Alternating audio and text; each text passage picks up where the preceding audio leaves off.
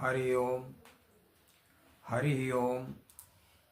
आज आप लोगों के समक्ष अष्टावक्र गीता के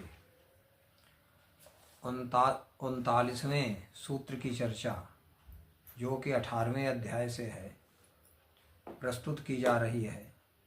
कथा को बड़े ध्यानपूर्वक श्रवण करें, क्योंकि ज्ञान से भरी हुई कथा है। अष्टावक्र जी कहते हैं कि शांति प्रयास करने से नहीं मिलती। अज्ञानी शांत होने के लिए प्रयास भी करता है। शांत होने की इच्छा करने से भी मन में तरंगें उठती हैं, जिससे और ज़्यादा व्याकुलता उत्पन्न होती है। मन का तरंग रहित हो जाना ही शांति होना है। जिसका मन सभी भावनाओं से रहित हो गया है, उसी को आत्मज्ञान का अनुभव होता है, और वही इस आत्म तत्व को निश्चय पूर्वक जानकर ही सदैव शांत मन वाला बनता है। द्वंद्व से रहित होना, संभाव में स्थित हो जाना एवं सभी जगह इसी एक आत्मा के अनुभव के बिना शांति नहीं मिल सकती। इच्छा करना ही अशांति का कारण है, चाहे वो शुभ कार्य की इच्छा हो, यहाँ तक कि चाहे मोक्ष की इच्छा हो। इच्छा बिल्कुल नहीं होनी चाहिए। गोस्वामी तुलसीदास जी भी कहते हैं कि परम अकिंचन प्रिय हरि के। अकिंचन माने जिसकी कोई इच्छा नहीं है, वही भगवान को प्रिय है। फिर अगले सूत्र में 40वें सूत्र में अष्टावक्र कहते हैं कि अज्ञानी व्यक्ति पदार्थ को ही देखता है, उसके भीतर छिपी आत्मा को नहीं देख पाता। जबकि ये संसार सब ब्रह्ममय है, उसी से चूंकि उत्पन्न हुआ है, इसलिए उससे भिन्न नहीं है। जैसे लहर अगर पानी से उत्पन्न हुई है तो पानी से भिन्न नहीं है, वो भी जल ही है, लेकिन नाम लहर है और उसका रूप भी है उछलता हुआ। इंद्रियां केवल स्थूल बड़े आकार को ही देख पाती हैं, बहुत छोटा उनकी पकड़ में नहीं आता। इसी प्रकार साधारण व्यक्ति भी पदार्थों को ही देख पाते हैं, लेकिन वैज्ञानिक उसके भीतर छिपी हुई ऊर्जा को देख लेते हैं। ये वैज्ञानिक देखते हैं, जन सामान्य नहीं देख सकता कि इसके अंदर असलियत में क्या चीज़ है। जैसे जंजीर सोने की है, अंगूठी है, तो अज्ञानी व्यक्ति तो अंगूठी जंजीर कहता है, लेकिन वो सब सोना होता है। अगर अंगूठी और जंजीर से सोना निकाल लिया जाए तो क्या बचेगा? कुछ नहीं, न अंगूठी बचेगी न जंजीर। तो मूल तत्व को देखना चाहिए, उसी से सारा संसार प्रकाशित है।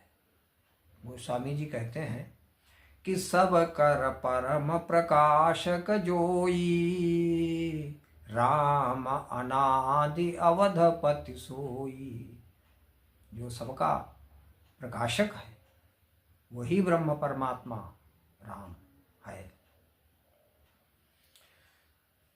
तो अज्ञानी व्यक्ति कहते हैं पदार्थ ही हैं, वह सत्य है। ठीक है, इन चर्म चक्षुओं से पदार्थ दिखते हैं, सत्य है, लेकिन वैज्ञानिक कहता है पदार्थ संदेह मात्र है। वैज्ञानिक का मानना है कि ये संदेह मात्र मतलब क्षणिक हैं, स्थायी नहीं है। जितने भी आँखों से दिखने वाले जड़ चेतन हैं, वे सभी मिटेंगे, नष्ट हो जाएंगे, लेकिन इनके अंदर जो आत्म तत्व मौजूद है जड़ चेतन में, वो कभी मिटने वाला नहीं है,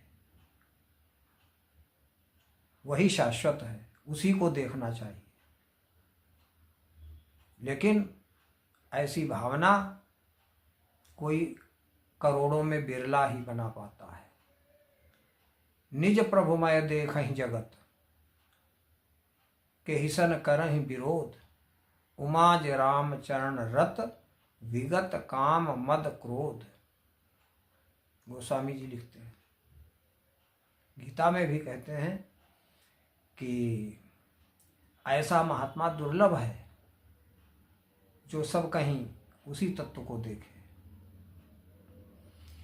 तो इस प्रकार दिखाई देने वाले पदार्थों के देखने से आत्मा का दर्शन नहीं हो सकता। अगर आप ऐसे ही विभिन्न पदार्थों को देखते रहोगे और उस आत्म तत्व को की ओर ध्यान नहीं दोगे तो उस तत्व का दर्शन, उस ब्रह्म का दर्शन नहीं हो सकता। क्योंकि आत्मा स्वयं देखने वाली है। आंख माध्यम मात्र है, साधन मात्र है, वो किसी को नहीं देखती। लोग कहते हैं कि भाई आंखें देखती हैं, लेकिन क्या वास्तव में आंखें देखती हैं? मरे हुए व्यक्ति में आंखें नहीं देखती, जिसके अंदर आत्म तत्व नहीं रहा है तो वो क्यों नहीं देखता है?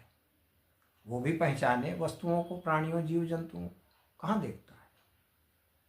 तो इसका मतलब आंख नहीं देख रही थी, उसके अंदर जो आत्म तत्व बैठा था वही देख रहा है, वही बोल रहा है, वही सुन रहा है। और लोग कहते हैं कान सुनते हैं, आंखें देखती हैं। ये कुछ नहीं, ये तो एक सामान्य सामाजिक जैसे लोग बात करते हैं, अज्ञानी, वही सब बातें हुई, ज्ञान की बात नहीं है। तो न तो इंद्रियां देखती हैं, काम करती हैं, न मन देखता है, न दिमाग देखता है। ये तो सभी साधन हैं, देखने वाली केवल आत्मा है। इसलिए ज्ञानी व्यक्ति दिखाई देने वाले पदार्थों को नहीं देखते हैं, बल्कि उस अविनाशी आत्मा को ही देखते हैं जिससे सारा संसार प्रकाशमान है। अज्ञानी ही दिखाई देने वाले पदार्थों को देखते हैं, ज्ञानी नहीं। ज्ञानी तो सब में मूल तत्व को देखता है। तो ज्ञान की बात ये है। अगले सूत्र में अष्टावक्र जी कह रहे हैं, करना तो केवल मन से होता है। बुरा कर्म यदि मन से होता है तो अच्छे कार्य भी मन से ही होते हैं। अलग अलग के लिए व्यवस्था नहीं है। भोग यदि मन से होता है तो त्याग भी मन से ही होता है। संसार की इच्छा यदि मन की है तो मोक्ष की आशा भी मन की ही है। जब तक मन है तब तक शांति कहीं नहीं, चाहे अच्छे की हो और चाहे खराब की, शांति नहीं मिल सकती। मन का भोजन ही कर्म है, बिना कर्म के वो रह नहीं सकता। मन कभी भी निष्क्रिय नहीं हो सकता, उसमें कोई न कोई तरंगें उठती ही रहती हैं। तो उन तरंगों को अंतर्मुखी करना चाहिए, परमात्मा में लगाना चाहिए।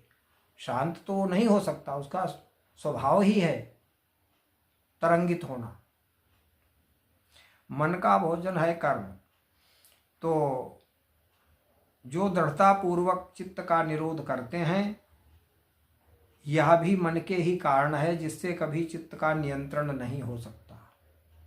जो अपने मन को दृढ़ता पूर्वक रोकना चाहते हैं तो यह संभव नहीं है, बल्कि मन और ज़्यादा सुदृढ़ हो जाता है, चंचल बन जाता है।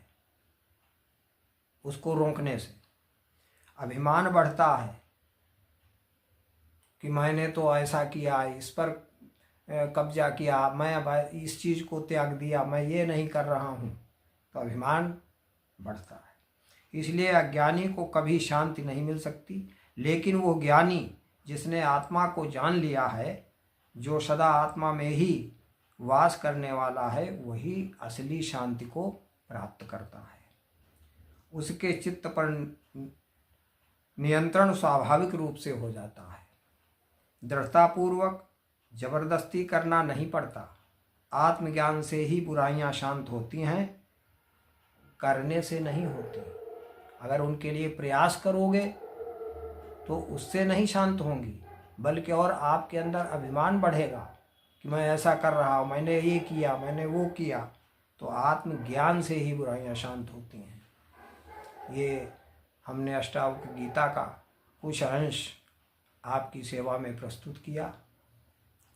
अगला अंश आगे प्रस्तुत किया जाएगा। हरि ओम तत्सत, हरि ओम तत्सत, हरि ओम तत्सत।